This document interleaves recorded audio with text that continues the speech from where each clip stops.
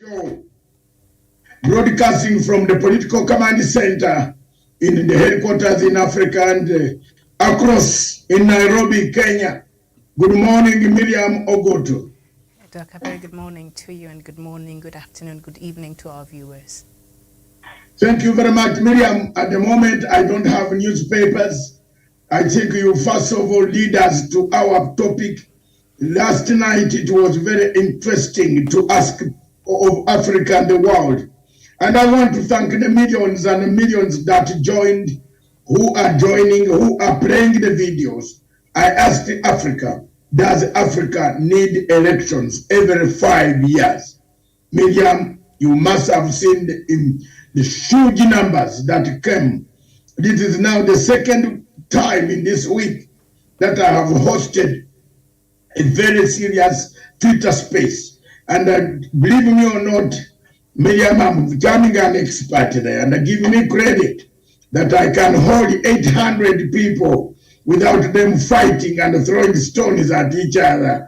800, 1,000, the other time was 2,000.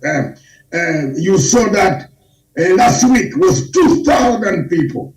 I could hold them without them killing me.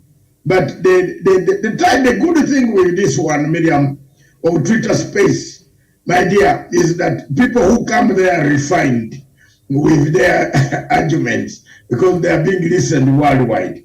There is no insult, there is no threats, there is no intimidation of people because the Twitter space is watching you. Good morning, Africa. Let's come back to Punchline Africa Television. The only television that says and continue to say it, and we said it. We have never given up, Miriam, on this journey of telling the truth. This morning, the unfiltered, the prosecutor's eye, the public. I am the public prosecutor. I am not going to that court, but I'm prosecuting my case to the public without interfering with what is in the court. And this morning, I want to bring you a key word that will unravel everything that you have been talking about. I don't know whether I'm being heard properly because, Miriam, there is something that I always forget. And you better do a training for me. This, I started talking without putting the microphone. So it is very far. I hope now it is good. Yes. The position of the entire situation of the IEBC and the Kenyan elections, to be very frank, I want to tell you there were no elections. The presidential election was marred with huge irregularities. There was election in terms of symbolic, but in terms of quality and in terms of quantitative analysis, I've looked at all the documents that are now before the court. It is not Ruto to prove that the certificate was given to him rightly. It is the IEBC to prove that they gave the certificate to right people. So Ruto's application today is useless to me. I don't even need to pay attention to it because he is acting as an alibi to the IEBC. And he's just saying, I'm defending my position. I was called from my house in Karen, and Mr. Chebukati told me to bring my mother and everybody from Eldoret, even my mother, to sit there. You know, the whole thing was done properly. That come with mom, you have got the certificate. You get my point? How did he know that the mom was going to be there to do what? Tuulizane upesi. Nyenye wa Kenya na nauliza, je, nyenye muone hii mambo. Muone, Wafula Chebukati told me in one of the hotels in Kenya, in Nairobi, and I want Wafula to say he never saw Matsanga. I'll play the video to take him to committee. Wafula Chebukati that he doesn't care about certain officials in the government of Uhuru Kenyatta who threaten to intimidate. And about Chebukati, by the way, I've not told them that you said some things about them. But you are captured on video and on record saying those things. And you said you will declare this election and go home. Yeah. It's a Friday unfiltered. Miriam, first, before I spoil the cake, the pudding, let's have the newspapers right from Nairobi. You can see today I am in a very engaging spirit because I see the vision. Yes, night, the vision came and I saw whatever was going to take place. I am enlightened today. When I read Mr. Omutata's application, no court can ignore the mathematical errors. An institution given money to do mathematics and to hire mathematics experts went to sit in their homes, in their toilets, in their houses. Because you know some of these things you can do them when your wife is watching. But when you want to steal, you go to the toilet to call a girlfriend. Hello, she's in the sitting room. Don't worry, call me later. These are there's certain gentlemen like Wafula Chebukati. Hello, madam doesn't need to hear this. Please make sure that we talk when I'm in the office. So when you are doing that, you are doing the errors. Me, I'm not to say I'm the one who does it. But these things happen. It is a Friday. We need to relax and laugh about these things. Because how can an institution, Miriam, an institution given 5.5 billion? And they only had one job to do. Yes. To do that election. To calculate the figures. One job. One job. An institution to say, I am the chairman of a commission. These are my figures. What does one person say? What did you say, Commissioner Cherera? What are your figures, Commissioner Boyo? What are your figures, Commissioner? Another one. How on earth do you bring us this shame? This is a shame. This is a shame. If I were a Kenyan, I would be ashamed with all the mathematicians that you see in Kenya. The commission brings you 0.0000000. Another one brings another one says even the declaration paper itself, upon which Wafula Chebukati used for declaration, it had an error mathematical. Hapo Mtata amempata. Okay, amempata mzuri sana. Thank you very much, Miriam, to you, as I rearrange my words here. Okay.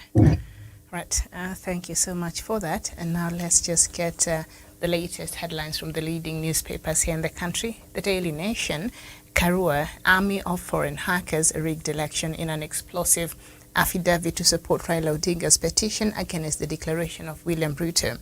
As president-elect, the Azimio running mate claims 19 foreign nationals worked closely with 2 Kenyans to manipulate the results of the August 9th elections from as far back as March this year. She wants the Directorate of Criminal Investigations to reveal details of a forensic audit of a laptop computer confiscated from a UDA agent in Bomas last week. That story is on page 15. Mix of the old, new and comeback kings as governors sworn in. That story is on from page 4, 5, 8, 9, 10 and 11. The Star newspaper, Raila and Ruto allies jostle for plum jobs. Positions of House speakers and leaders of majority are among most contested. That story is on page 6. 45 new governors make big pledges as they assume office.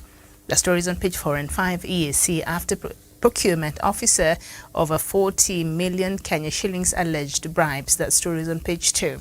Milimani Law Court closed for presidential petitions hearing. The story is on page 9. And inside the Siasa political pullout on the Star, how Ruto took on powerful political dynasties and won. That is on page 15. And then the Standard newspaper, Our Grand Promise. Kenya strode into the second decade after the advent of the devolution when it swore in 45 out of 47 governors. Immediately, the new county chiefs gave a bag full of promises they say was geared at improving the people's social and economic lives, even as they promised to deal with endemic corruption. That story is on page 2. Go all the way to 14, then 32 to 33. Raila's headache on voter turnout in Monday elections. That story is on page 35. Bloated staff nightmare for governors. That is on page 29. So that is what we have on the front pages of all the leading newspapers in the country. We're also joined this morning by Kiptanui Sivania from Nakuru County. Kiptanui, a very good morning to you. A very good morning to you, Miriam Mbutu, at our headquarters. Good morning, Dr. David. Good morning, my brother Jevan. Our viewers, good evening, good afternoon, depending on where you're watching us from. I'm actually coming live to you, Miriam, today in Nakuru. The weather here is actually cold today. It rained overnight, Miriam, and at least the people have settled. Yesterday there were a lot of activities around here due to the swearing in of the new governor, Her Excellency Susan Kiiga. So today town people are busy with their activities. It is cold. Thank you for having me this morning in this description, William. Thank you. Thank you so much. We also woke up to a wet morning. It's been drizzling, but not too much, I think. And I can see the sun is about to come out. So, but it's a beautiful morning here. Thank you so much for that update. Jevan Karanja from Nanyuki. A very good morning to you. Indeed, it's a very good morning here in Nanyuki, Miriam. The weather is a bit chilly and cold this morning. I don't know whether we are still in July or we are heading to September. But all said and done, yesterday was a very busy day, as my friend Kiptanui is saying, where the head of counties was sworn in office. What we expect from them is service delivery and maximum utilization of public resources without embezzling the funds, so that we can have and enjoy the fruits of devolution. Thank you. Very well, thank you so much. Doc, back to you. Thank you very much, Miriam Ogutu, Kiptanui Savania, Javani Karanja. Kiptanui, you know why it is very chilly in Nakuru. Your governor, Kihika's daughter, if Kihika woke up from the grave and found what Susan Kihika has done to the people of Nakuru yesterday, by buying a new car of 20 million for swearing in, Kihika would die twice in the grave. That's why the weather is gloomy for you. So don't, Miriam, I'm honest. If the father Kihika, whom I know, who has been with Matangai, who was fighting for freedom in Kenya, and other institutions with Raila Odinga and others, if he woke up today and came out today and found Susan Kihika with 20 million vehicle in a day because of a swearing in ceremony, he would go back and tell God, kill me twice. That is the seriousness of what we are doing, what we are going through in this country called Republic of Kenya. A governor buys a car specifically for swearing in ceremony so that she is driven to the ceremonial place. Guess what? Kiptanui, you are going to be gloomy as it is today, showing you the signs that there will be more gloomy things, corruption scandals, money, business transactions. In that Nakuru will be gone. Thank you. Karanja, waking up to the weather in Nanyuki. It is the sad day that accountability in Nanyuki goes down and went down. That the new governor immediately brought in the doctors who violated all dialogue and the regulations. Populists, and the populist politics. It says a sad day in Nairobi, why it is gloomy, that a man who had showed the papers has been shown to look at the diplomats and the house and the hills, the valleys of this great city, and the people are glorifying. Remember the darkness that followed when Jesus died at 3 p.m. Miriam, are you a Bible reader? Yes. Very good goer of the church. You remember exactly at about 3 p.m. Jerusalem time, Jesus bowed down and said, it is over. It is finished. And immediately there was darkness. The gloom. There was. Don't you see it in Nairobi? There was sunshine this whole week until you saw a man who doesn't know his identity to become your governor. I have kept quiet about Sakaja, but in the stages coming, I think I will be open. And Sakaja's mom, stop calling me. I'm warning you, I will tell you the police war. Eh? Eh? Don't molest the people here. I'm keeping it quiet. Please, stop calling me. I don't need any tender in the city. I don't do government tenders. I don't involve myself in government corruption in this country. I live a humble life of begging from what I have and from the little that God has given me. Please stop calling me. Otherwise, I'll hand you to police. And into one telephone call, they will come. Leave me alone. Enjoy the fruits of falsehood, but not me. So thank you very much. Atoli can expand more. I'm quiet. I'm a lawyer elder. Atoli is a lawyer elder. We know the truth. For me, my truth, if you press me too much, I will bring chaos. Those MCAs will go for you. Please leave me out of this.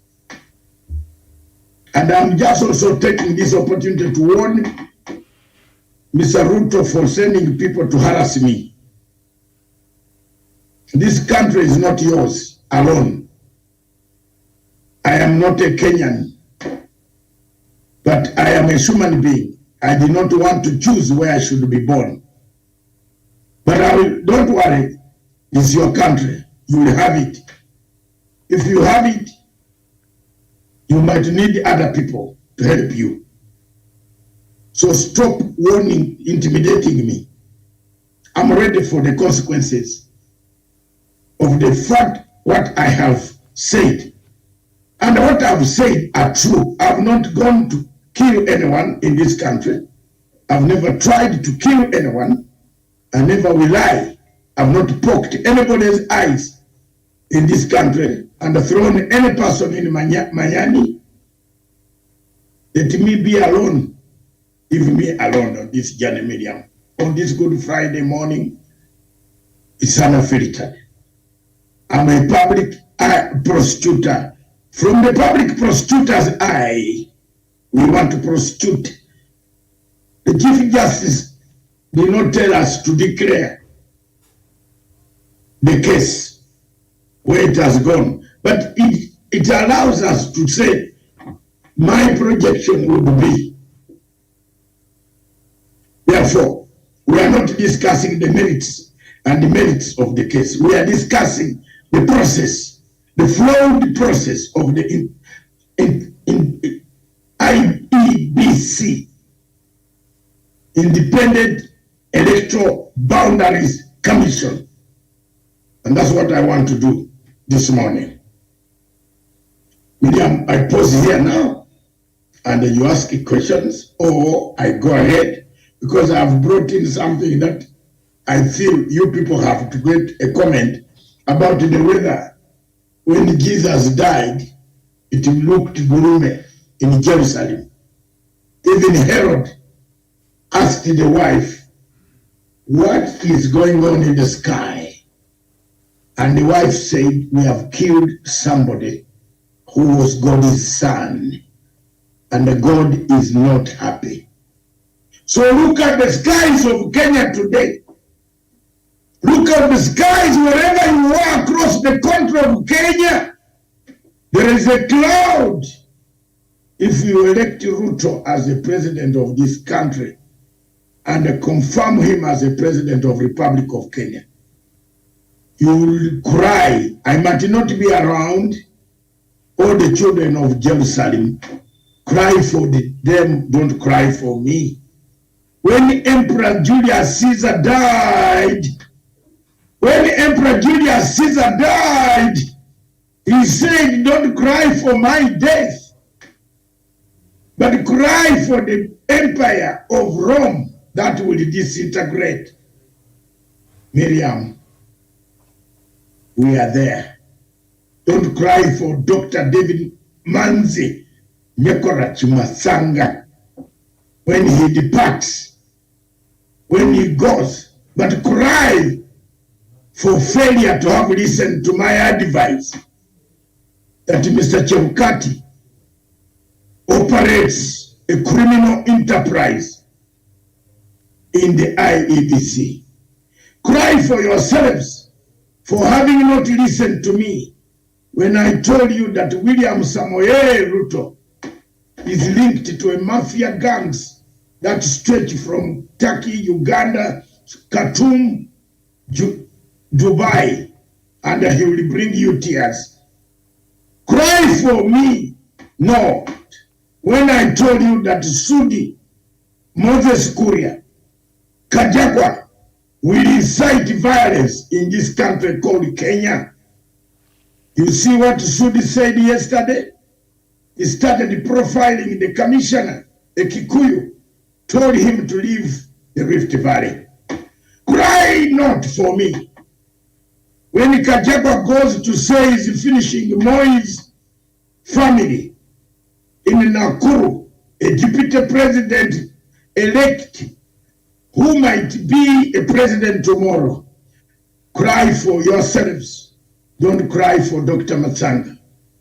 Cry for me, not.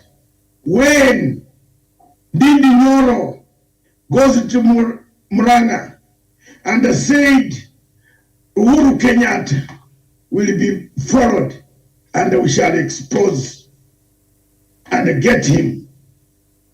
Don't cry for me. Cry for yourselves. Cry for me, not. When this country becomes a dictatorial towards civil servants who have done their work are being profiled, and they are being told we shall be dealing with you. Cry for yourselves. Don't cry for me, the children of Kenya. Cry for yourselves for having allowed a man to lie to you that he is a Christian with a Bible when he came to that prominent situation by stealing, and the person was cast by Jesus Christ. Zacchaeus! Zacchaeus!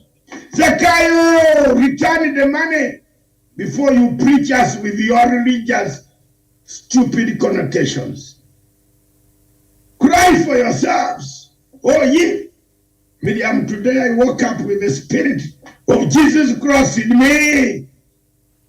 The Jesus I've been with since 1956 when I was baptized, ye, when Ruto was not born, ye, cry for me. Not that you can't lie to the people of Kenya that you are worth a leader when you are a thief.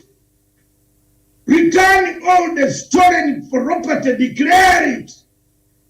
Then we shall, some of us can even come and wash your plates. If you do that and say, I stole, but I've returned to the Kenyans, cry for me. Not. If you stop targeting people, revenge.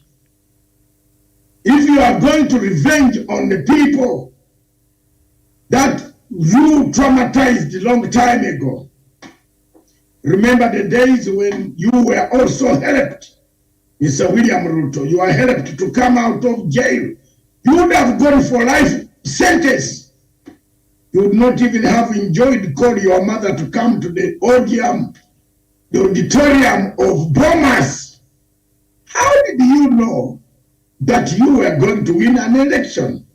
Your telephone codes between you and the Chebukati, you used a telephone coded, a small one, which we recorded. Oh, cry for me. Not the people of Kenya. That William, I come now. Why? When I told you that you should ask Mr. Chebukati to produce a cargo manifest. A cargo manifest. And I repeat, a cargo manifest. Always don't become a grave. I have never been a grave digger like Wajikoya. I have been a straightforward man who struggled, read through hardship. But I don't pretend to be a grave digger. Because grave digging in London, you must have a master's degree in actuarial science of mathematics, Miriam, on how to measure the centimeters cubic volume. Me, mathematics was my worst enemy. But I was, and I am, an expert on political science, the science of the soul. When I tell you go and look for the cargo manifest, I was knowing, and I know, and I would know, and this is where your election was stolen. I repeat, this is where your election was stolen. The cargo manifest. Ask Chebukati to produce the original cargo manifest. You will know how many ballots came from Greece, which numbers, the parity numbers, the serial numbers. Chebukati will not give you. He will get a sword. Miriam, you hear me? Get a sword and do the Japanese way. The lawyers of Azimio, don't waste time. Ask the court to ask Chebukati to produce the cargo manifest. And that is it. The judges can go back home and relax. Look at the cargo manifest. And when you look at the cargo manifest, you see, Miriam, the way I'm handling my head. I am mourning for one of the countries in Africa that I had hoped. Even if God calls me today, tomorrow, the other day, I would think Kenya have left something in Kenya. Chebukati killed it. The cargo manifest is the thing that Chebukati cannot show you. It's the cargo that arrived, some arrived in trucks.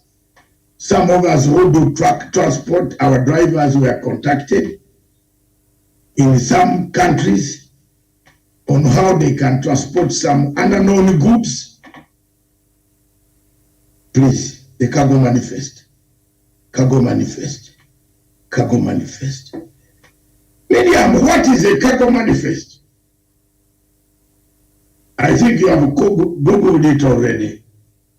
The cargo manifest is the itemized logs of the cargo held in a cabin of a plane. If you have pallets coming from London, they will know the serial number when you check in at the airport.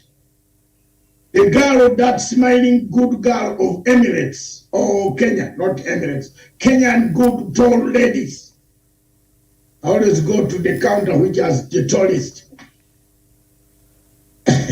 And go, hello, how are you, Daktari? Where are you going? Today I'm going to London. She gives you, wait, do you have any luggage which is going down? Yes, they manifest. They are creating two things. Have you seen that sticker? The sticker they give you, and they remove another sticker and they put on your suitcase. Are you getting me there now? That is now creating a cargo and a passenger manifest.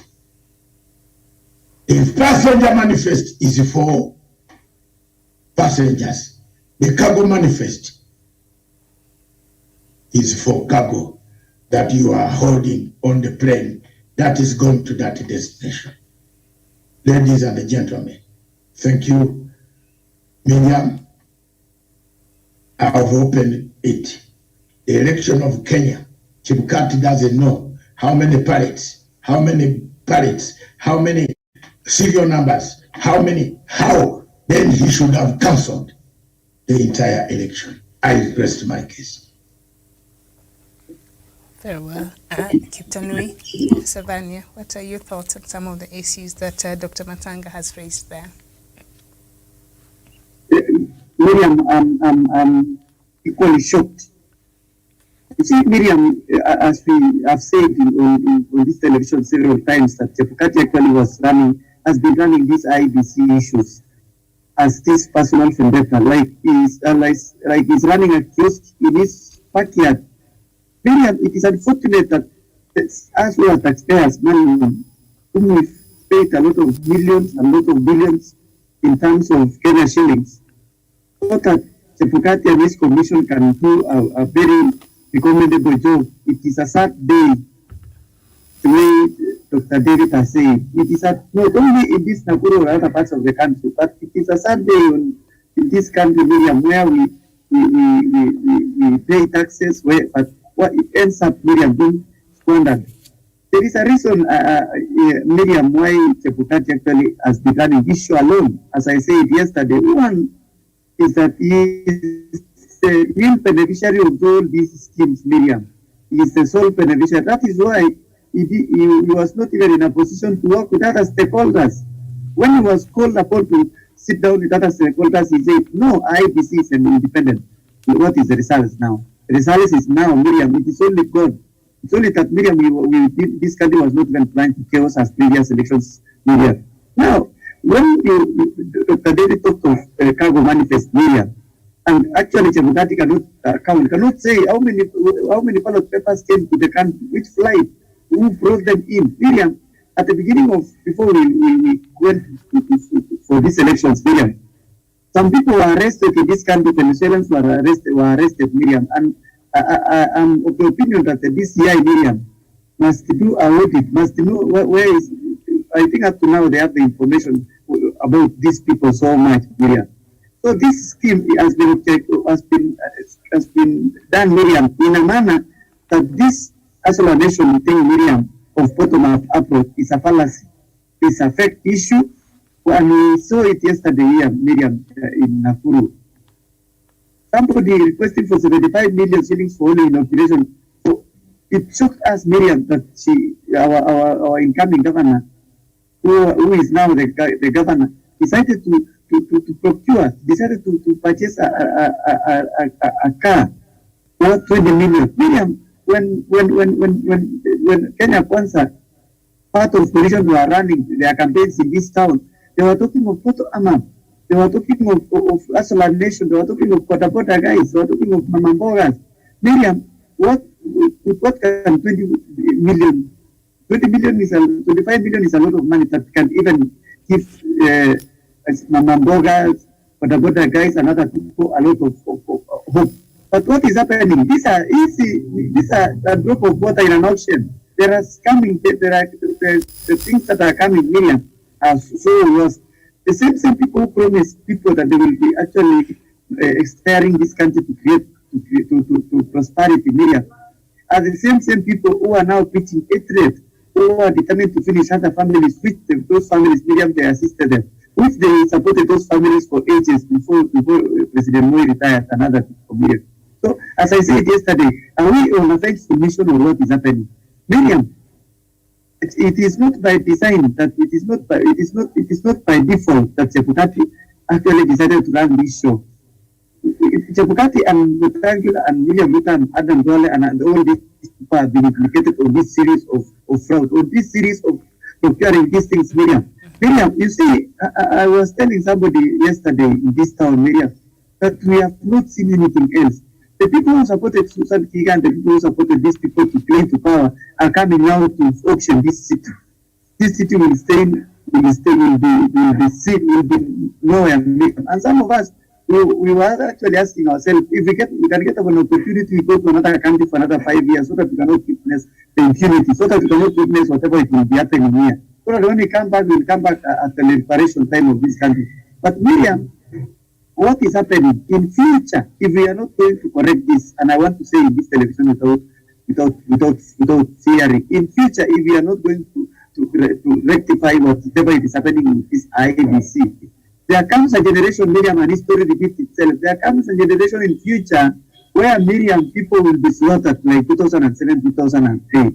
In fact, Miriam, when Dr. David speaks and tells us that how comes Mama, the mother of the president-elect, came all the way from Subai to Karen and then to Bomas. How did she know that my son is already born? Miriam. Maybe she had visited and she was in the house and she was happy to accompany the son. I don't know. I am not even surprised. I'm not surprised. You know, the last time Mama Rachel told us that she performed some miracles over there, so I'm not surprised with that. Maybe she. But there are a lot of things that we must be seeing as we are moving on. But it will be disappointing very soon when the Supreme Court will go away with this one. What are we going? You see, Miriam, it was even so bad. The mother was almost even being injured at that moment. What happened, Miriam? If Ledama or Lekina could have even take a chair and throw to that mother and destroy the eye, what could have happened? Miriam, these people have a lot of confidence that they might even skin us alive when they take power. God forbid. Okay. Hopefully the Supreme Court will not ask what was your mother doing there. That will not be the question. Okay, thank you so much, Chairman Karanja. Thank you very much, Miriam. But I think throughout this week, we have been discussing the issue of election under the Wafula Chebukati effect in our election, and all that issue of election and how it was baggled by one Wafula Chebukati. And it's very interesting that we as a country, we have allowed the likes of Wafula Chebukati and his commissioners to be the people to lead us in electoral processes. People who don't command public trust, people who don't command public confidence are the ones that we trust to be at the helm of our electoral affairs. And I think is a problem we have as Kenyans of sympathizing with those who are doing the worst to us. When you look at the politicians that we have in the 13th parliament, the record that are out here is that this is the first parliament that has broken record with having the highest number of MPs who are facing criminal charges, defilement charges, and other forms of criminal charges in DCI and in court of laws. Therefore, this shows that we Kenyans, I don't know at which point we reduced our politics to be a reward to those who commit all manner of crimes. It's very saddening, Miriam, and for a patriot Kenyan, I feel like we are doing something in the wrong way. Look at the presidential candidates, Miriam. Look at what have been said about some of them, engaging in corruption, committing economic crimes and so on. And we are sitting here plenty as Kenyans thinking that we'll have a country that will be developed when we have corrupt individuals at the helm of leadership. That will never happen. We may have to wait longer if we have to achieve that. And that will only come if we change the breed of leadership that we have. Therefore, Wafula Chebukati and leaders that we have are not different. It's us Kenyans who have allowed them to be there. So we have to live by the consequences of our choices. Because, Miriam, we had a chance as a people of this country to ensure that we rectified and we dealt with the Wafula Chebukati and the commissioners who engaged in irregularities in 2017 and forced us to have a repeat presidential election. But we were so much busy with the activities of our lives that we didn't foresee a scenario where Wafula Chebukati was taking this country to. A few people talked about it, the likes of Dr. David Masanga and few Kenyans who could see through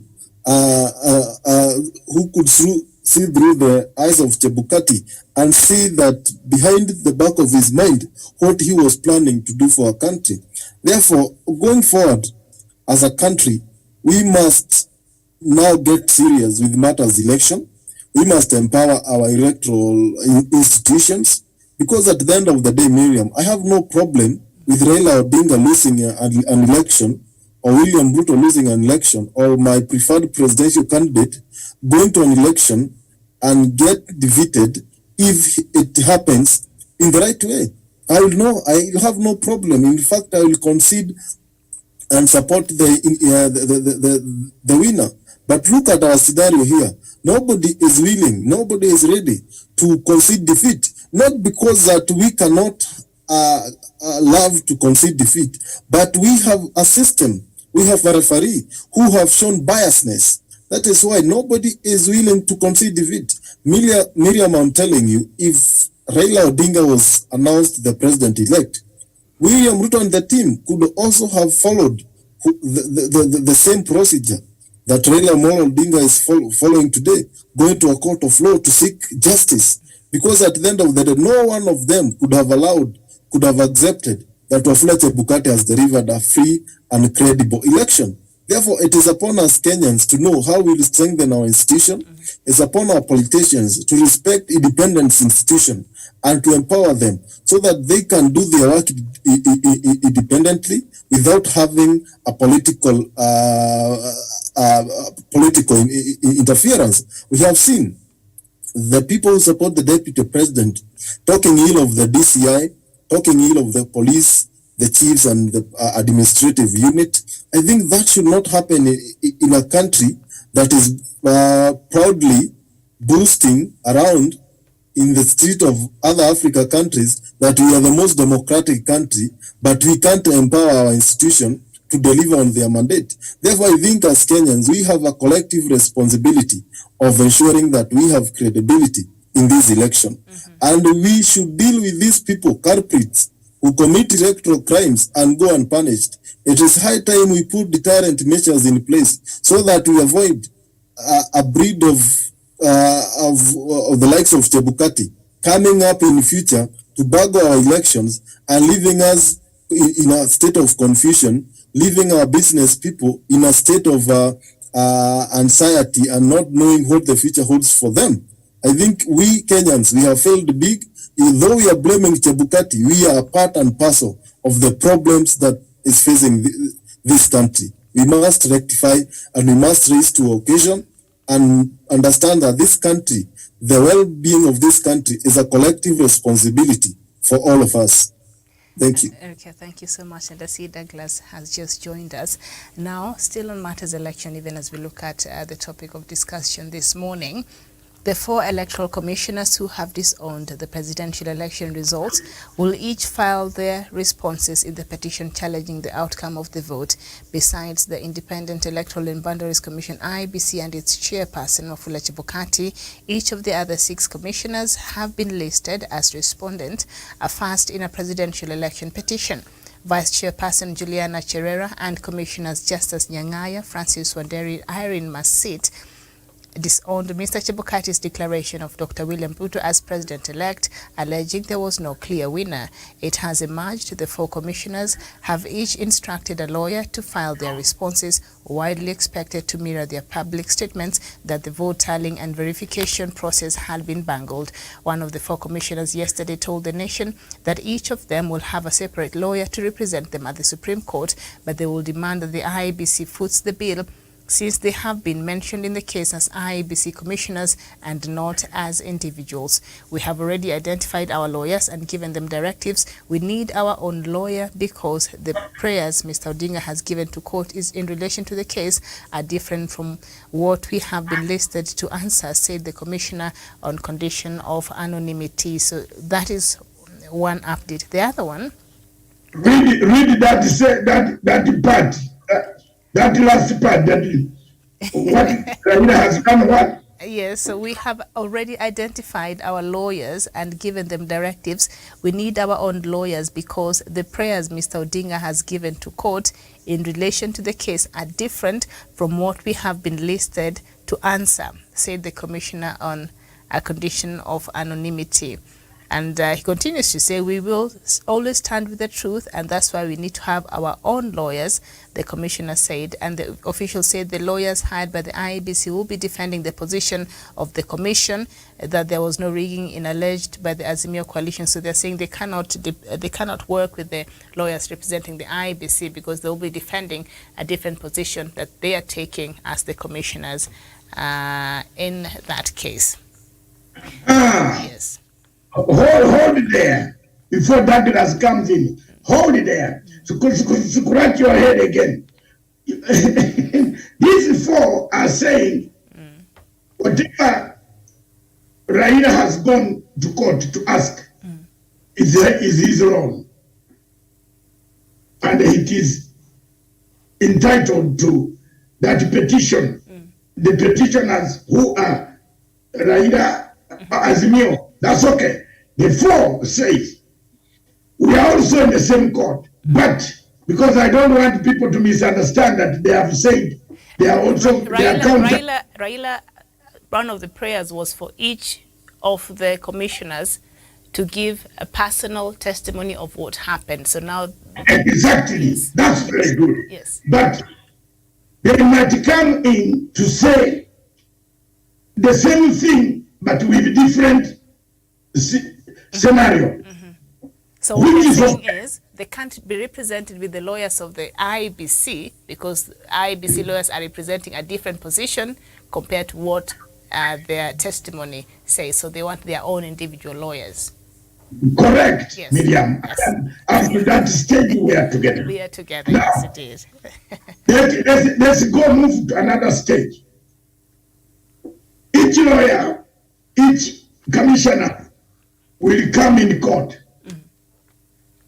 But there is a common factor, a common denominator, the mathematics. All of them can say different things, but they will all of them, including Raila, will say the figures don't do what? Don't tally. Don't tally. And there's no clear winner because of that. Come slowly, we are going there. Clear. That's what they said. Yeah. So that is exactly the mess which anybody who can see far in these cases can tell you, begin preparing your ground for going back, or prepare if there is a chance that the votes that Raila is asking for were denied, and he is ahead. Believe me or not, the court, any constitutional, electoral court on earth will hand that victory to the petitioner. You hear me, Miriam? They will hand that victory to the petitioner. Don't tell me, Supreme Court doesn't. No. I asked my neighbor judge last night. I was on telephone with him back in London. My neighbor is a judge. I asked him,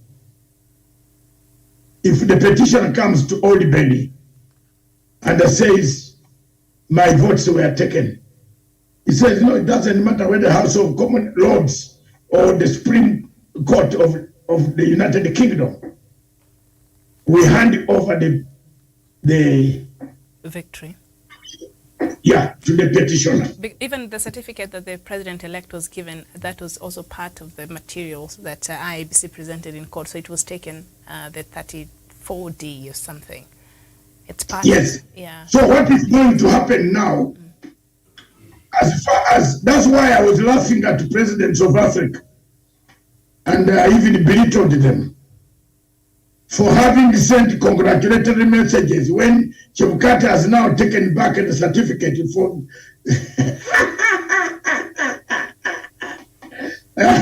from today, Ruto is not president-elect. That's why we have not called him for briefing. Now today I'm telling you the truth. Yeah. We are not, yes, we are not going. Yes. From today, call Ruto, Samoyo Ruto. Full stop. He's not president-elect. His certificate was taken back to court yesterday.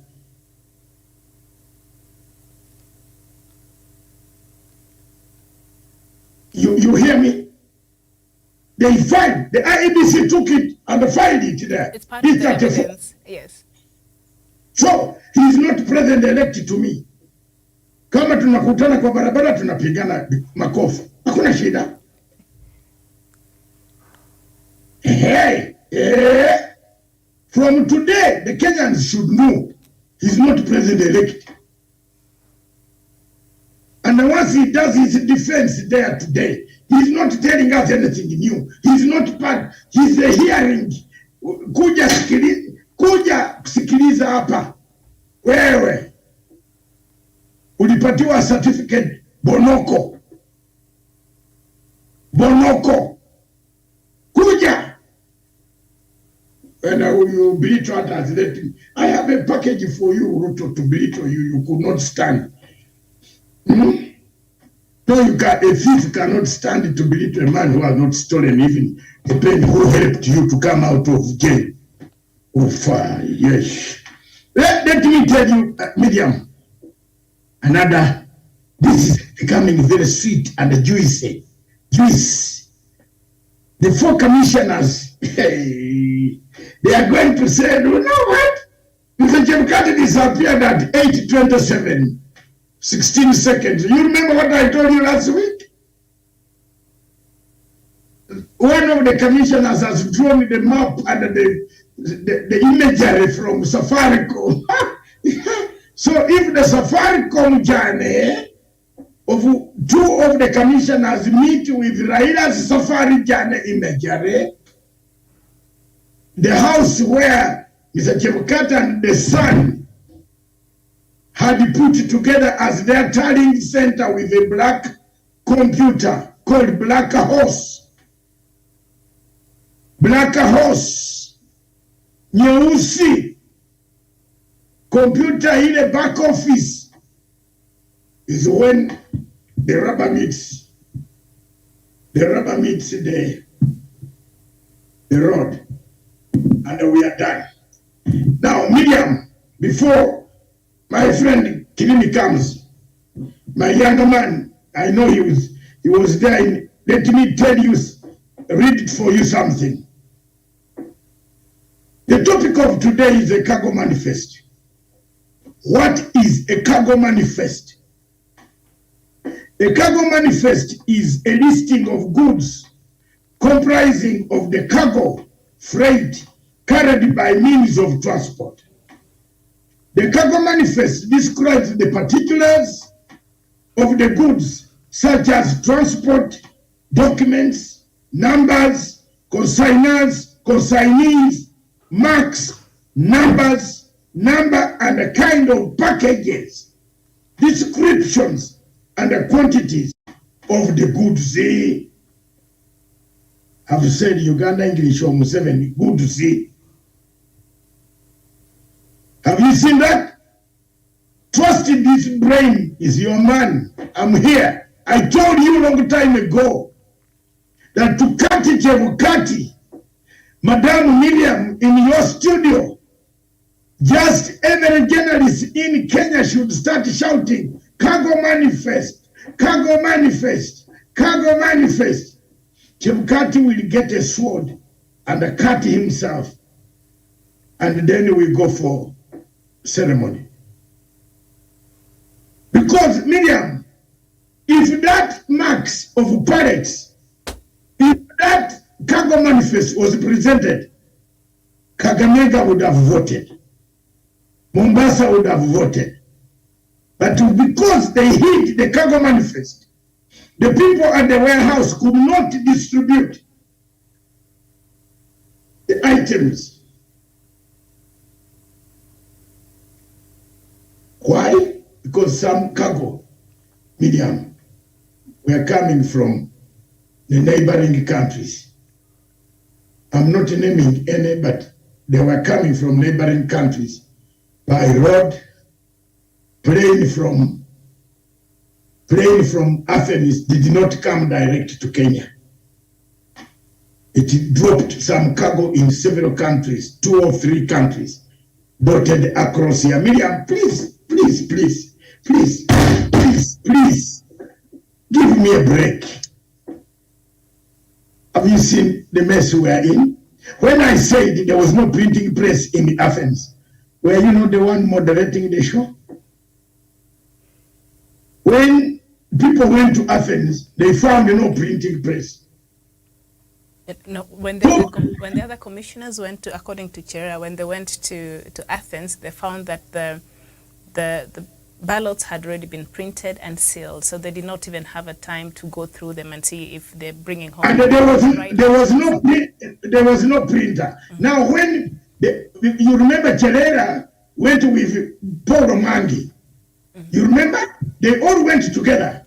Mm-hmm. They asked for the printing press. It petier, petier, petier, petier. Petier means akuna in the Luo. Raila, wake up now. They should not take our certificate. Raila, wake up. We have fought for this thing for years, Raila. Wake up. Wake up. Haki ya Mungu. Wake up. They cannot take our certificate.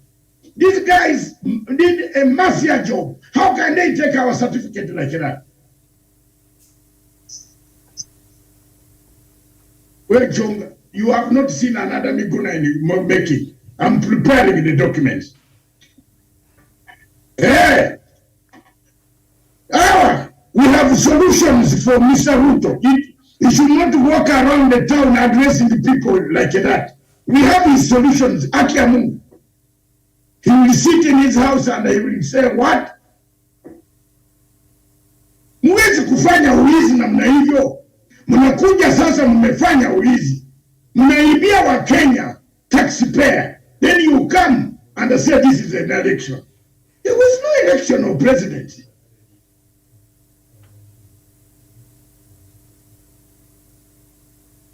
Have you seen why the cargo manifest is very important? Have you seen why the judges, the court should ask for a cargo manifest? It will tell you why Mombasa was mixed with Kakamega, and Kakamega was mixed with Greece, or with the 41 polling stations. Are they 41? The ones imaginary coming from planet Jupiter. The portal Still today, if you go to the port of IEBC, this is a real scam. Do you know that if you go and activate it now, it is still releasing results? So the people who are releasing results were sleeping. Wafula said in 2017 that France, they were still asleep. Are they still asleep in New York? Yes. And they are releasing results. 3 days past the declaration, the results kept on pouring. So who was this? I rest my case and hand it over to Douglas Kirimi. Douglas, go ahead. A very good morning to you, Miriam, and also to Dr. David, my friend Kiptanui Savenia, and my friend Jevan Karanja. At this point and in time, Miriam, we are looking at a situation where the commissioners who are asking the IBC to foot the bill, of course, the IBC can foot the bill, they can foot their bills, there is no problem. Our issue is IBC competent enough? Is IBC capable of holding this election? And the answer lies to what they said 2 years ago. They said that they are not technically prepared to hold this election. And my call has been, please postpone this election for about 1 year or 2 years so that we, the people of Kenya, can constitute properly the IBC, replace Mr. Wafula Chebukati, the man who allowed foreigners to come and hack our IBC photo, and also make sure that they infiltrate the system and make sure that they have infiltrated the numbers to some candidates and make sure that these candidates won this election so that we can have a true democratic IBC, so that we can have an IBC that performs their duties by a mandate of a certain period, a contract that ends maybe after elections, then we can be able to replace that chairman. We cannot continue constituting the IBC the way we constituted. We cannot have a man having a leeway and a protection and a contract for about 5 years at the helm of IBC or 10 years at IBC. It is wrong, it is unethical, it is uncalled for. Because we have seen in previous years when the IBC came to the fore that IBC people or commissioners or chairmen that have a contract under a period of 3 years or 5 years, it is not working, Miriam. We need to get an IBC that delivers a certain election. After that, those people that deliver that election leave and pave way for other people. But core staff of the IBC should continue delivering on their mandate and should continue working as normal. But as a national presiding officer or officer or national returning officer for the presidential election and the commissioners, it should be on need basis. We should be able to train people and hire these people that we can be able to call commissioners who can preside over these elections. It is becoming chaotic, Miriam. If the Supreme Court of the Republic of Kenya calls for a rerun, please let us reconstitute IBC. Let us now take 1 year or 2 years to have proper elections in this country. We cannot be said to have held elections in this country, and we have seen all manner of shenanigans being peddled by foreign nations in this country and other people outside the country, presidents who have also gone berserk about this election, congratulating a man that is to an election in broad daylight together with Mr. Wafula Chebukati, when we, the people of Kenya, have an opportunity to correct this mess, and so that in future we cannot have a leader taking advantage of a corrupt individual at IBC, give them money in Ghana bags, and turn victory into their name. We have to correct this mess at IBC once and for all. We cannot miss this. We cannot be able to address electoral injustices in this country if we take it forward in 2027. This is the time that we should be able to entrench electoral justice in our system, such that in future, other generations can be able to benefit from the same. I have said that this election is an improvement from the past, but this is not the best that they could have done.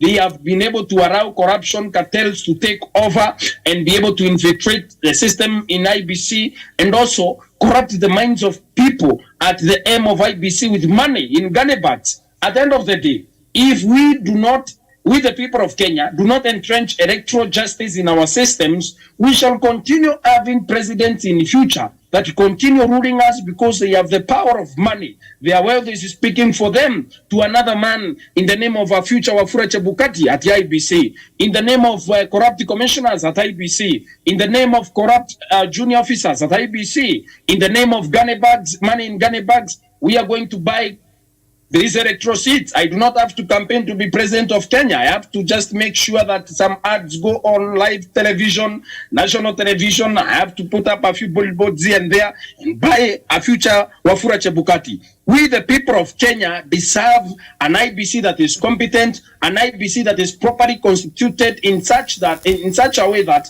they are technically prepared to hold elections, maybe in 1 or 2 years. That way, we, the people of Kenya, can have a leeway of choosing leaders that we want. One thing that I believe is that the will of people cannot be subverted by a computer or by a hacker that just gets into a system and adds the IBC photo or a corrupt IBC presiding officer in from a polling station level simply because they were bought with money from gunny bags by a Mr. Moneybags somewhere in Nairobi. That should not happen. We, the people, should entrench electoral justice in our system. And I believe if we are called for a rerun, we cannot allow another election under Mr. Wafula Chebukati. The Supreme Court of Kenya should be wary of such directives that takes us to a rerun that has to involve Mr. Wafula Chebukati and his corrupt system. It will not be different from what they did before. They would want to reaffirm their corruption. They would want to reaffirm their greed. They want to reaffirm what they did on 9th of August 2022, Miriam. As I submit my point, the commissioners should not worry who pays the bill. The commissioners should be worried about their responses and how they respond to Supreme Court, because the stakes of this nation lie with these commissioners. Whether they were corrupted or not, they should be able to give their side of story so that we, the people of Kenya, can know on the way that we shall be able to go. Thank you. Okay, thank you so much. And of course, at this point, all the 4 commissioners have come out publicly and said whatever it is they felt did not go right during the elections. I don't think at this point they can change their position because it's out there in public. So perhaps what Kenyans are looking for is to build their case based on whatever information that they have already given to the public. So a showdown is actually looming at the Supreme Court, I think, between the IBC commissioners at its chair and, the Azimio team there. Miriam, can I come in here lastly? It brings me to the question of, does Africa need elections every 5 years? You in your heart now where you are. And Javan Karanja, I want to commend you. Thank you very much. Last night, you gave the world the breakdown. Very good breakdown. Indeed, everybody. You left much earlier and the people were saying, where is that gentleman called Javan? Look here, Javan. And Miriam, all of you, are you not staring at a cancellation of $5.5 billion going down, of which you struggle so hard to pay? And if you don't, the KRA people come, they tell you that. Miriam, don't you see where we are heading? The cancellation of the entire election. You see? So does Africa need such elections? When electoral bodies are destroying us, why should we, Douglas, have an electoral body dismembering the entire system and we allow them to walk scot-free? Ladies and gentlemen, look at that. I leave you to prosecute and the case up to 11 o'clock. Perhaps look at what are the implications. What are the implications of the cancellation or rerun? What should be done next, Miriam? Do we have the villain with the same commissioners, Douglas and Javan and Kiptanui? What do we do? I've seen. First of all, I thank you very much. Prosecute that case. Miriam, yesterday, prosecute that case of documentation. I bet you will be a hero. Prosecute that. Look at the documentation. Omre. And see in the court that day, let's get all the pens next week. All of us. If they don't mention the documentation of a consignment, a manifest, where is it?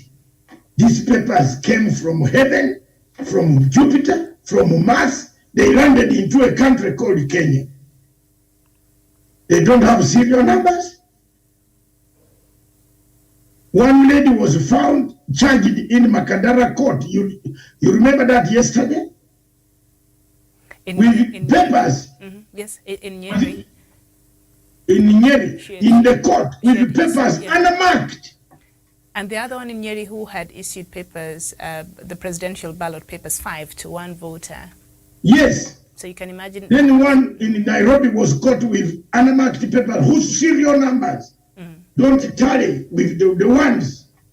Where were these papers coming from? I rest my case and I leave you. Thank you very much. Let me run for another quick meeting. Thank you. All right. Thank you so much. Javan, I've seen that you had raised your hand. Yeah, thank you. Thank you very much, Miriam. And I think yesterday Dr. David Masanga had a very interactive and elaborative space that we really interacted with the people across Africa. And it was huge. And Doctor, you need to be bringing such hot topics frequently so that Africans can continue engaging and seeing how we can forward our continent into greater heights. Miriam, I think there's a lot to expect, especially from the IBC commissioners. So this petition is quite unique from what we had in 2017. In 2017, we didn't see a disagreement between the commissioners. What we had is one, Roslyn Akombe, who was making noise while he was boarding a flight to US. Therefore, she didn't participate much on what was happening at the Supreme Court. But this time around, we have Cherela and the 4 commissioners who will be giving their part of the story. And this will do justice to the people of Kenya and to the people who think that those disputing the results are doing it in bad faith. The world will know that those in Azimio and other Kenyans who have filed petition with the Supreme Court are doing that for the bigger interest of our country. Because at the end of the day, we want to have a country where all of us will go to an election, participate, and wait for the IBC to give us the winner. And the results will be accepted across board, whether you win or lose. And that is a kind of democracy that we must work forward, we must strengthen, we must admire to achieve at the end of it all. Therefore, Miriam, as we move to the Supreme Court, I think it's good as Kenyans, even if what will happen in the Supreme Court, we have a responsibility, we have a duty of ensuring that we work in ensuring we bring on board a commissioner, an IBC that will give us credibility and results that reflect to the will of the people. That is what I beg Kenyans to do, because at the end of the day, it's all about us. We suffer. We have seen when in 2007, when Kivoito committed the electoral crimes, it is Kenyans who suffered. He disappeared. Wafula Chebukati was almost doing the same. Therefore, we have a responsibility to better our electoral system. And moving forward, Miriam, I think it is high time that those who commit electoral injustices to be punished and not just walk scot-free, enjoying the loot from taxpayers' money. All right, thank you so much, Kiptanui. Before you come in, another story still on the same. The 2022 presidential election. Hospitali gani?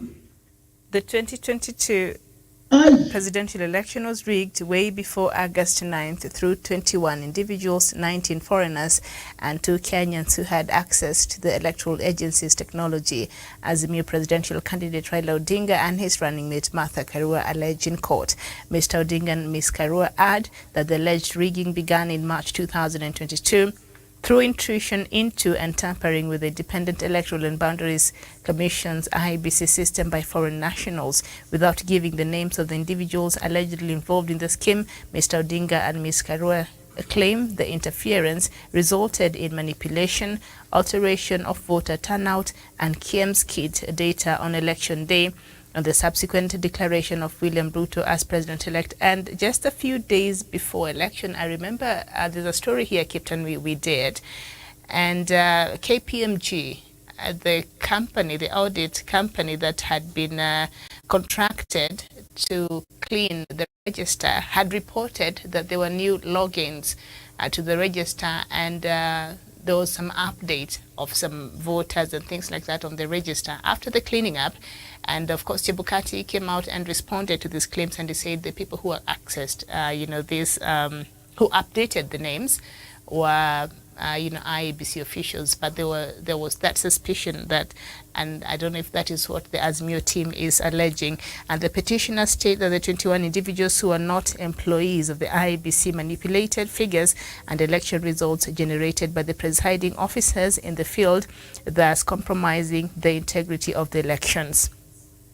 And just to skip that, Mr. Chebukati was personally continuously deleting and uploading different result declaration forms 34A, 34B, and 34C, even after the declaration of the final outcome on August 15, 2022, as shown by the use of his credentials in the logs of the IEBC portal, Ms. Karua alleges, and evidence obtained from the forensic communications analysis of the electoral devices that were in the possession of the said 3 foreigners on the eve of the general election reveals serious and alarming facts that would later be manifest in the disputed electoral processes system and conduct of the elections, court papers indicate. So Azimio seems to be building its case here. Kiftanui, I don't know, what are your thoughts on this matter? Thank you. Thank you, Miriam. And I'm not surprised with what Azimio running with Martha Karua and Raila Odinga are saying. I remember recently, Miriam, William Ruto came out and said, IBC have actually deleted my 1 million voters, and I was worried. And Miriam, how did we know that that had happened? So when you see Azimio building up these cases, saying we have some foreigners who actually entered to IBC, and Chebukati is disputing that one, he's covering up his shame, Miriam. And these 2 things will be displayed. You know, this country, Miriam, cannot be run on other darkness. We have intelligence, we have technocrats, we have the people, the technology itself.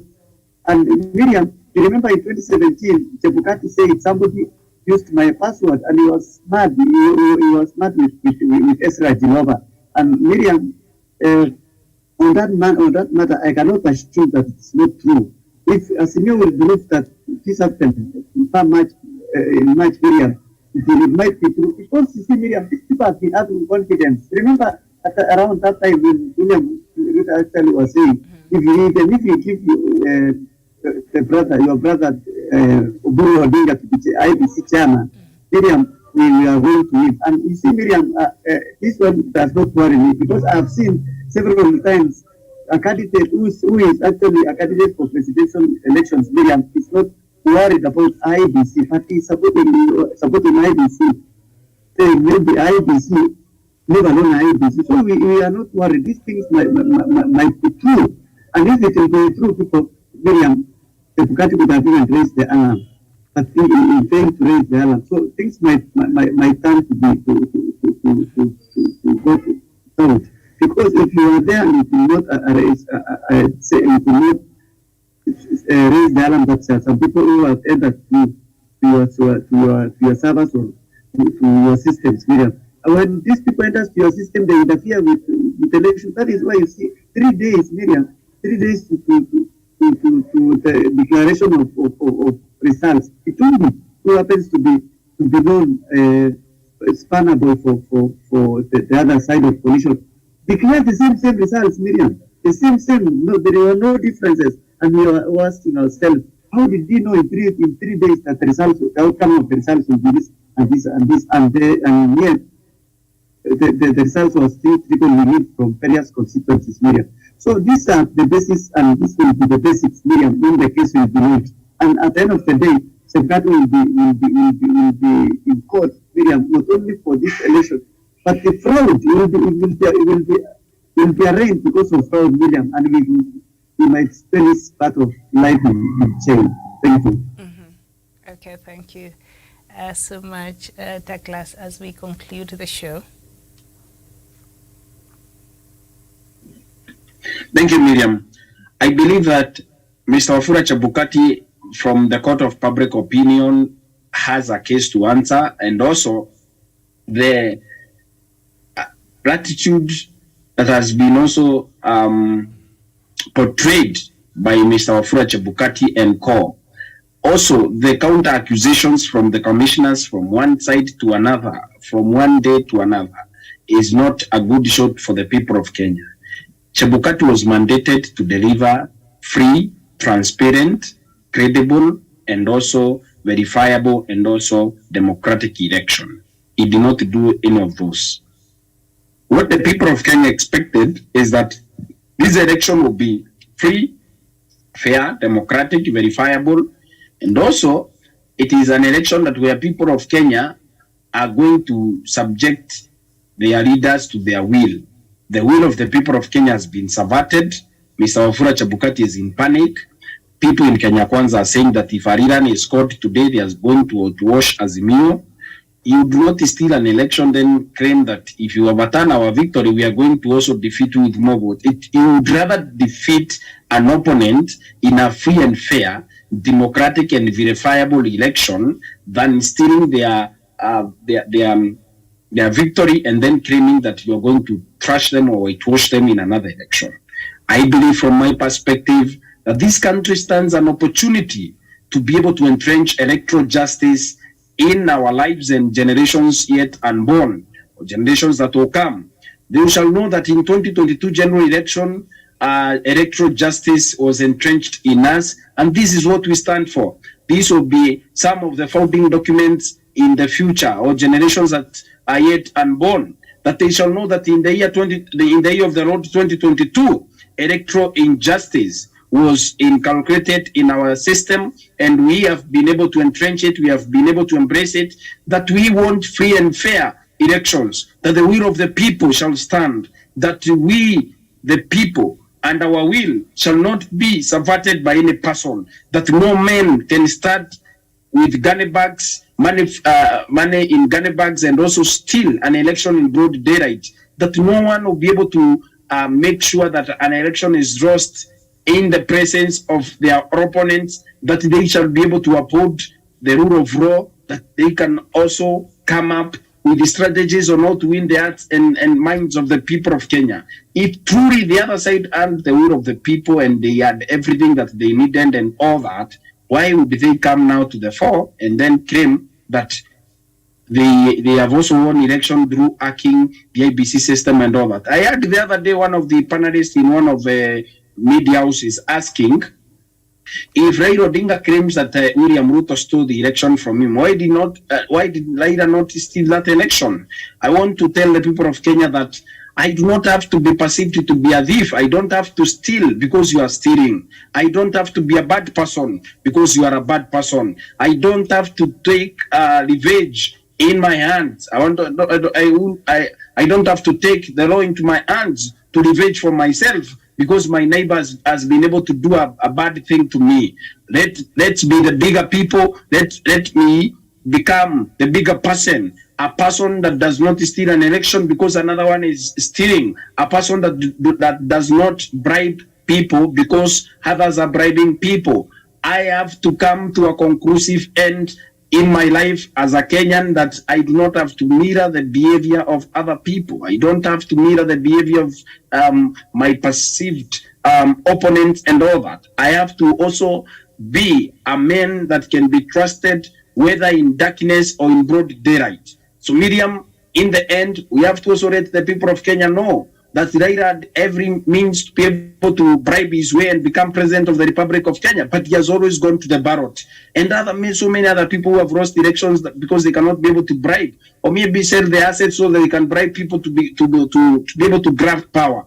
Power cannot be grabbed only through corrupting electoral officials, especially the chairman of IBC or the commissioners or anybody. Even in the future, there will be another Chebukati. We cannot build a nation by stealing elections or by buying off the electoral officials. We can grab power through the ballot by convincing the people and getting elected based on our policies and based on our conviction. And how we convince the people of Kenya, tell them that we, the people that have presented ourselves, will be the best leaders for you for the next 5 years. And we get elected on merit. That will also form the basis on how we entrench electoral justice in our system, and especially in this country, because we cannot win elections through bribing our own. Thank you. Okay, thank you so much, Jevan. Close it for us.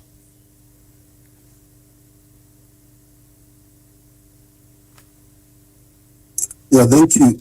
Thank you very much, Miriam. And I will conclude by saying that as a country, we have a responsibility to strengthen and to empower our independent institution so that they deliver credibility and they deliver to their mandate that they are constitutionally enshrined. And that is what we expect in all other independence commission from our leaders and from Kenyans at large. Therefore, at the end of the day, it's about how we carry ourselves when we go to these elections. It's about how our politicians play the game, because if they go out there inciting the masses against an independent institution, then they should not come to us crying that their vote has been stolen, because they had a mandate. Instead of crying, they had the time to work on these systems to ensure that they roll in the right direction. Therefore, at the end of the day, Miriam, elections are very close to our hearts. They are emotive processes that need to be taken with the seriousness that they deserve. And by doing so, that means we have a responsibility to strengthen this institution. We have a responsibility to hold our leaders accountable. And at the end of the day, every vote should count. Nobody should be denied victory because they don't engage in rigging. Because people are asking, even religious leaders, why always Raila Odinga is a victim of this voter rigging. Why is it that he's the only one who is crying foul that his vote has been stolen? And I think it's high time that our Kenyans understand that you don't necessarily have to rig your win through so that you can get to power, but we need a system that will ensure that everyone is given a level playing ground. That is what we are asking for, a level playing ground, so that whoever wins with the trust of Kenyans. Whoever loses and concedes and goes home. Therefore, no one has a right to steal anyone other's votes, however smart you can be. It's about strengthening our democratic space. That is why a person like Raila Odinga has been a victim of voter rigging, because he doesn't believe that you can get to power through the back door. That is why he has struggled through the streets, has struggled by all means to ensure that we have a level playing ground. He is not doing so for him, but for the future generations. If we make this a habit that you must rig an election to be in power, next time, Miriam, you will not have to rig an election, but you will have to come with your own militia and get power by force. That is where we are heading. If we keep this thing as a joke, Miriam, that anyway, if you can steal, go and steal. Why didn't they protect their votes? Next time they will tell you, you have to kill to get to power. We don't to go to that direction. Therefore, we must rectify way we must rectify this minor mistake that we are seeing now, so that in 2027, 2032, and subsequent elections, we'll have an electoral commission that will command the public trust. Thank you. All right. Thank you so much. And that is where we end our show this morning. We started a bit earlier today, and this has been the Unfiltered, and we've been continuing to look at the case that is now pending at the Supreme Court of Kenya that is set to start on the 30th, and I think the judgment it's scheduled for the 5th of September, so we shall be following this for you even as this story continues to develop. Thank you so much, Kiptanui Sevania. Thank you, Douglas Kirimi and Jevan Karanja, and of course Dr. David Matanga, who left the conversation a bit earlier. My name is Miriam Ogutu. Enjoy your weekend. Bye-bye for now.